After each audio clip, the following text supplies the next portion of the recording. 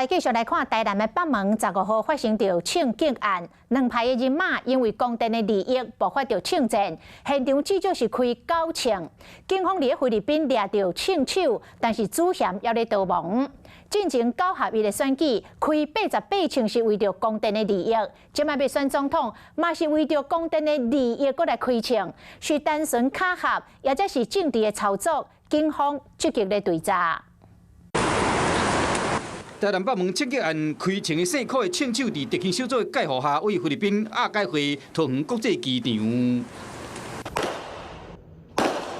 15暗时9点外，台南市北门区两排人马因为供电的利益爆发枪击事件，警方前后抓26个人到案。 56岁姓吴的查甫人伫中原区玉山里一个供电厂有包工程，报班40多岁姓吴的查甫人嘛来抢生理，两个人关系真紧张。15暗时，姓吴的查甫人找双方拢熟悉一个姓王的查甫人要去调解，想不到车未曾停好势，就好甲这个姓吴的查甫人配合的姓柯的枪手，尚无有开9枪。他知道犯下这个枪击事件，必须要赶快回来说明，因此。 有透过管道向我们表示要提早回台。警方伫19抓到这个36岁姓柯的枪手，伊伫永康经营能源企业社，经营架设太阳能板加这个面板维护工程，是姓吴查甫人会有的厂商。案发了后，走去菲律宾，这个姓吴查甫人也有伫逃亡。总统大选已经到最后的阶段，发生北门枪击事件。进前9合1的选举有88枪，这嘛是为了公电的利益。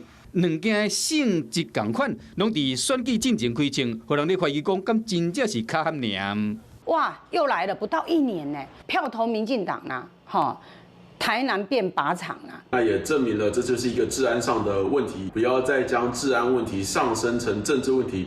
选举前敏感的时间，台南又搁发生枪击案，警方怀疑讲，有其他的枪手会搁继续对战。